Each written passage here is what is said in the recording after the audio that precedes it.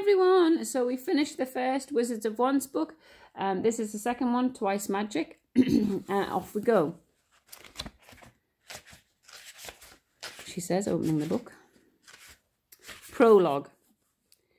Imagine an age of giants. It was a long, long time ago in the British Isles, so old it did not know it was the British Isles yet, when the country was all wildwood, and there were two types of humans fighting in the woodlands. The wizards, who had lived in this forest for as long as memory, and were as magic as the wood itself, and rode on the back of the giant snowcats, and the warriors, who hunted the magic down with bright swords and fire so they could build their forts and their fields and their new modern world. The warriors were winning, for their weapons were made of iron, and iron was the only thing that magic could not work on. This is the story of a young boy wizard and a young girl warrior who were both cheerful and hopeful and full of good ideas, but they had been taught since birth to hate each other like poison. It is the tale of how they met and learnt to be friends and to see things from each other's point of view. And it really wants to be a happy story, but unfortunately, in the course of their last joyful adventure, they accidentally let the king witch out of the stone, where he had been imprisoned safely for century upon century, and witches had returned to the wonder of the wildwoods. Now, I do not want to scare you, dear reader, but witches had feathered wings and acid blood, and every clawed hand ended in 5 talons as long and as slice-sharp as a freshly sharpened sword, which would be fine if they were well-intentioned, but witches were the kind of evil that hates all things good and eats the hearts of robins, and wants to destroy the world and everything in it.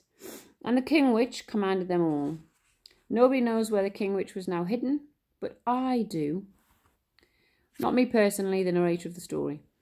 I want the boy, thought the king witch in cramped, wicked thoughts. I want the boy who is very nearly mine, for he can bring me the girl who has the magic that works on iron. If I get that magic, I shall at last be invincible. But fear not, dear reader, this must be impossible. Zar has been locked up in the great prison of Gormin Crag, and nobody gets out of Gormin Crag, which may not be very nice for Zar, but it also follows, as the night follows day, that the king witch and his witches cannot get in. And as for Wish, why Wish's scary mother, the great warrior Queen Sycorax, has built a gigantic wall across the entire western edge of her kingdom, a wall so high that even a long step, a high walker giant, couldn't see over it on tiptoes, to protect her people from the attacks of the witches. So, our heroes couldn't possibly meet each other, or the king witch, in a story as short as this one. It was extremely unlikely that they would ever have met in the first place. It happened once. Surely it couldn't happen twice. So, part 1, Escape. Gorman Crag Prison. Chapter 1, Escaping from Gorman Crag is impossible. Oh, nothing is impossible. It was midnight, 4 weeks before Midwinter's End Eve, and a 13-year-old boy was dangling precariously from a disintegrating homemade rope, hanging from outside the darkest tower of Gorman Crag, the rehabilitation centre for the re-education of dark magic and wicked wizard. That, by the way, is a long and fancy name for a jail, and not just any old jail, the most secure and impregnable jail in the wildwoods. The boy's name was Zar, which is pronounced Zar. I don't know why, spelling is weird. For anyone that hasn't actually read this book, it's actually spelt with an X. And he really, really, really should have been there. He was supposed to be inside the prison, not outside it, dangling 50 feet above sea level from one of the windows. That's one of the most important rules about prisons, and Zar really should have known that. But Zar was not the kind of boy who followed the rules.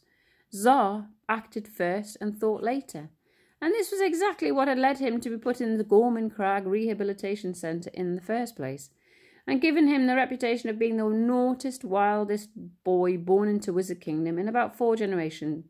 See if you think that reputation is justified. In the past week, for example, Zar had put what's supposed to be sleeping potion into the Rogaret's guard's wine, but it turned out to be a cursing potion instead. glued the bottoms of the entire Druid High Command to the chairs in the hope that it would give him time for a quick getaway, but forgot to glue the chairs to the floor, so the Druids just ran after him with chairs stuck to their bottoms. Treated himself to some stolen invisibility potion, but unfortunately it only made his head disappear, giving the Druid in charge of reprogramming a terrible shock because he imagined on visiting the Tsar's cell that the prison had been invaded by a headless ghost. None of these disobedient things had been intentional exactly. They had all just happened by accident in the course of him trying to escape. For even though Tsar was a happy-go-lucky, cheerful sort of person, 2 months of imprisonment had given even his high spirits a bit of a battering, and his quiff of hair had drooped a little under the pressure, and he had been feeling at times a little desperate. Gorman Crag was well known to be impossible to escape from, but Tsar never let a thing like impossibility put him off. So although, to an outsider, his present predicament might have looked pretty bad, Tsar was remarkably pleased with himself for a person who was hanging on to a crumbling rope, swaying violently above seas known to be infested with such dreadful monsters as blunderbouts, daggerfins, and bloody barbeards. His wide awake eyes were bright with excitement and hope. "You see," Tsar whispered triumphantly to his companions. "What did I tell you? We're doing brilliantly. We've nearly escaped already." And Tsar was right. They had really done a very good job to get this far. The Gorman Crag Detention Centre for the Re-Education of Dark Magic and Wicked Wizards had been designed to imprison some of the most terrifying monsters in the entire magical world.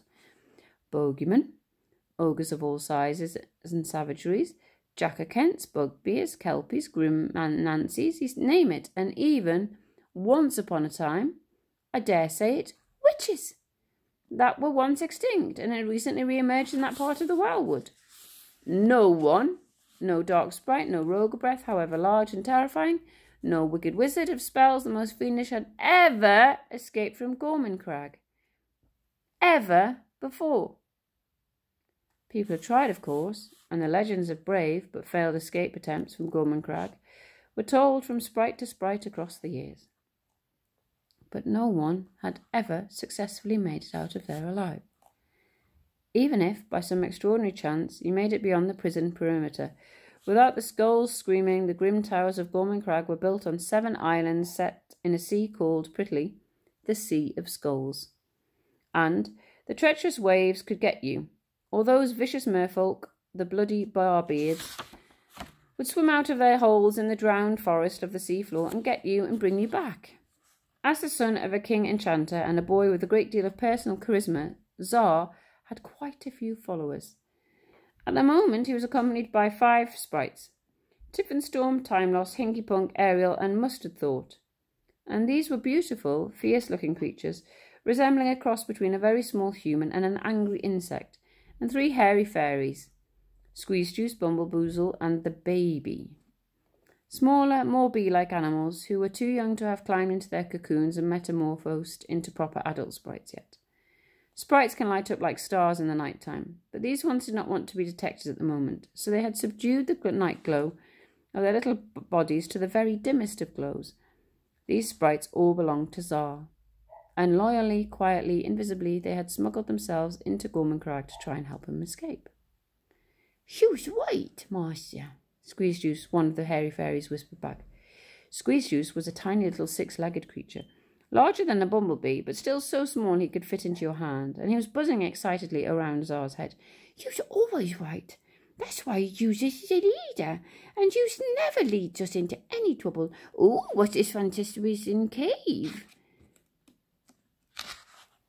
This Fansincestering cave was in fact a large skull with its mouth opening.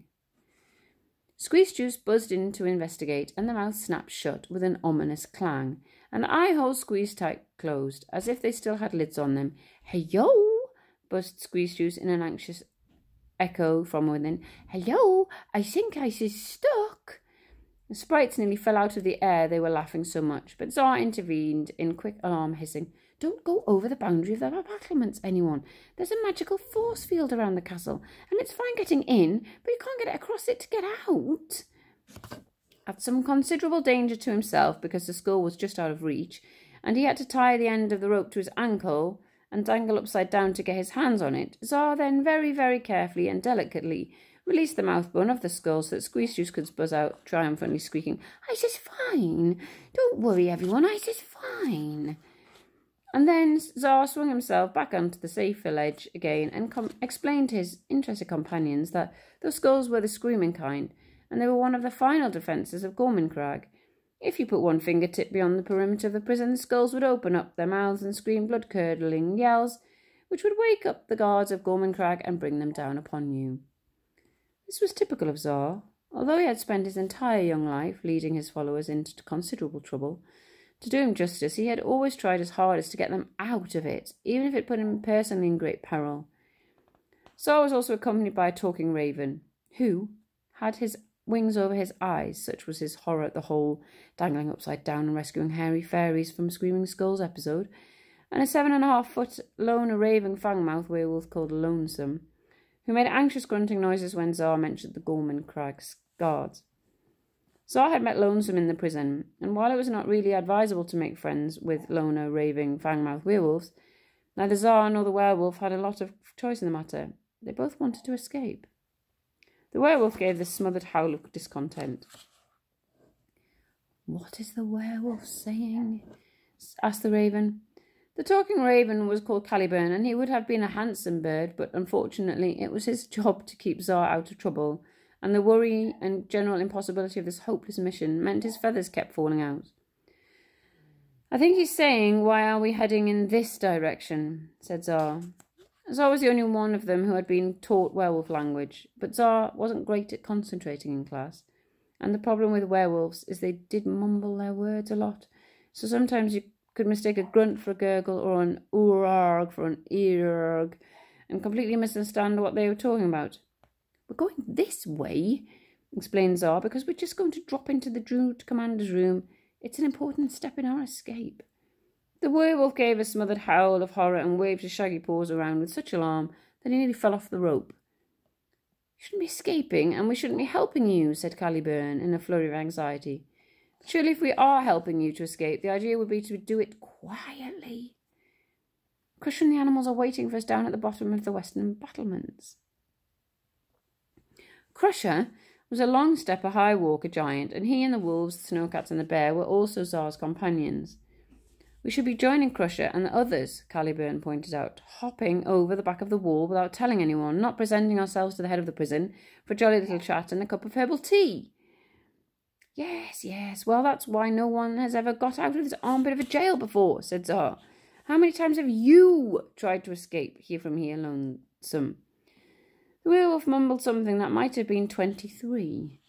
"You see," said Tsar, "trust me, everyone, I have a plan that could just be the cunningest, most brilliant and daring escape." Tsar had a lot of good qualities, but modesty wasn't one of them. Inch by inch, the little party crept down the ropes and landed on the windowsill outside the Druid commander's room, and peered inside. The room might have been the shape of a star or a circle or a pentagon. Who knew? For the walls had a habit of moving around while you were looking at them, and the floor looked like the sea, and the ceiling might have been the sky. It was enough to make you feel a little bit sick just to look at it. The only still point in the room was the gigantic desk. 3 wizards were sitting around the desk talking.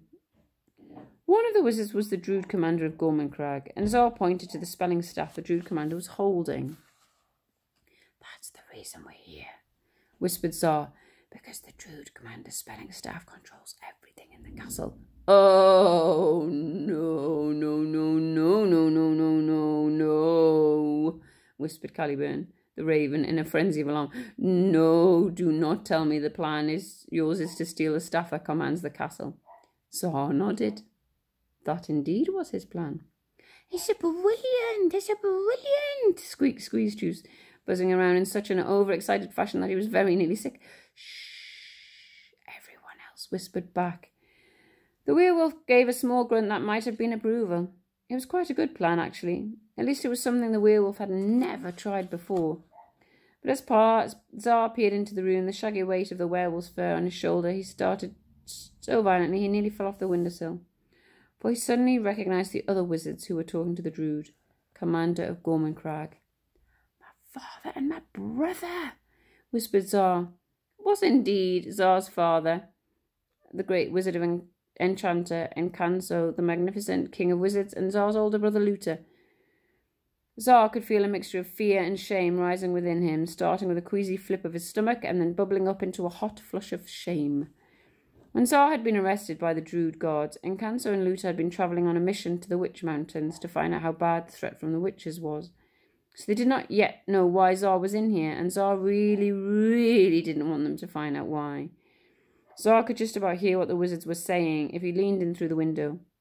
Your Druids have crept into my kingdom while I was away and stolen my son from me. Raged Encanso, I demand that you release him this instant. Tsar's father, Encanso, was a tall, immensely powerful wizard of such magic strength that it was curiously difficult to look at him. His outline was blurred by magic, shifting, moving, and great steaming clouds of enchantment drifted off his head as he spoke. He was looking a little weary, for he was at his wits' end trying to lead his people in the fight against witches. The Druid commander was taller still, a rake of a man, spitefully thin, and with eyebrows so long he had braided them. He had grown so old in the forest that there was something of the tree about him. His fingers had bent and twisted into twigs, and his face was as green and wrinkled as ancient bark. The Druid commander was well-intentioned, but he was convinced that he was right about absolutely everything, and everyone else was absolutely wrong. Over time, that can make you bitter rather than gentle. Whatever we are tends to concentrate as we get older, and it had distilled him into a pungent, poisonous drink indeed. Cross, judgmental little eyes glittered in his tree bark wrinkled face, and his claw-like hands closed jealously over his spelling staff. I am not keeping Tsar here for my own amusement, snapped the Druid commander. Your wretched son has completely disrupted my prison.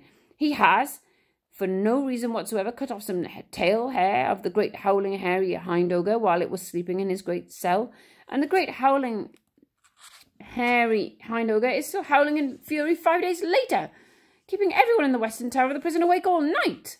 Said Encanso thoughtfully. Is that the distant moaning sound I can hear? That wasn't for no reason, objected the Tsar in a whisper to his companions. I needed that hair so I could escape in an absolutely foolproof Bigfoot soldier with a beard disguise. Nobody's going to think you're old enough to have a beard, Tsar, objected Caliburn, and Bigfoot soldiers are at least 6 foot tall. That was a slight flaw in the foolproof plan, admitted Tsar. It wasn't their only flaw. When their winter coats come in, howling hairy hind ogres are an attractive shade of midnight blue. And Tsar had been caught within about 5 minutes because the Druid gods agreed with Caliburn that there was no such thing as a 5 foot tall Bigfoot with a bright blue beard. The Druid commander was really getting going now with a long list of Tsar's offences.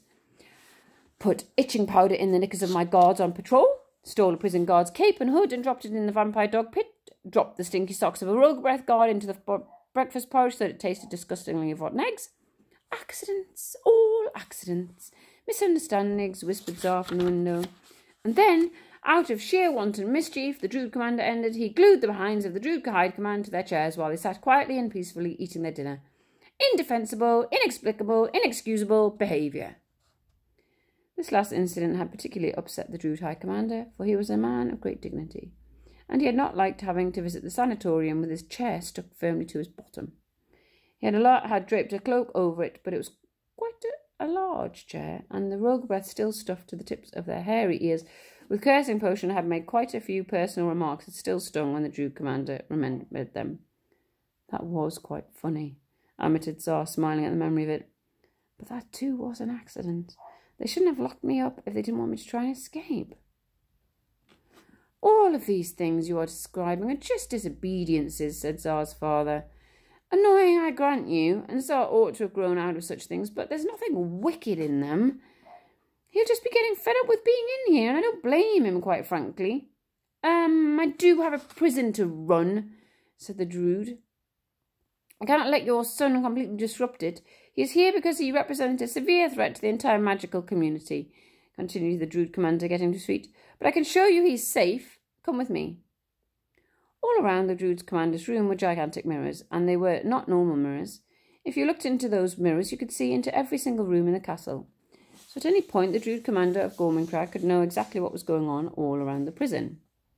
The Druid commander pointed at one of the mirrors, and the mirror clouded up, before gradually showing the view inside a small cell in the high security block. "It's empty," said Encanso the king. Enchanter. The cell indeed was empty, as Encanso had said. The Druid commander stared at the empty cell in astonishment. "I don't understand it," said the Druid commander. "That is most definitely Czar's cell. Where on earth is he?" "Thought you were supposed to be the most secure maximum high security prison in the Wildwoods," snapped Encanso. "And you're telling me you have somehow mislaid my 13-year-old son?"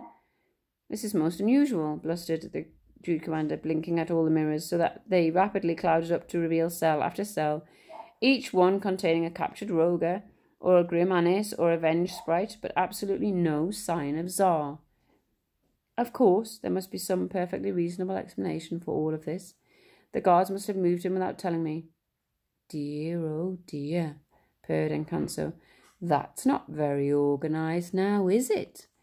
Rather poor communication with your guards, I'd say. I repeat, Commander, where is my son?" "Here I am," said a voice behind them. Unfortunately, when the three wizards stepped away from the Druid commander's desk and stood in front of the mirrors, they had forgetfully left their spelling staffs lying on the desk behind them, in full view of Czar, who had an empty pouch just the right size for a couple more staffs. So now, when they both slowly turned round, there was Czar. He was accompanied by a 7-foot werewolf standing by the desk. Above Czar's head buzzed his sprites and a very guiltily looking Caliburn. There was a sprite word for the way that the Druid commander and Encanso and Luther were looking at Czar in that moment, and the sprite word for it is goggle-smarked. Absolutely flabberwasted. Jiggler-droppling goggle-smarked, to be precise. And I'm going to leave it there. Go out and have a lovely day, and we will join Czar tomorrow. See you later. Bye-bye.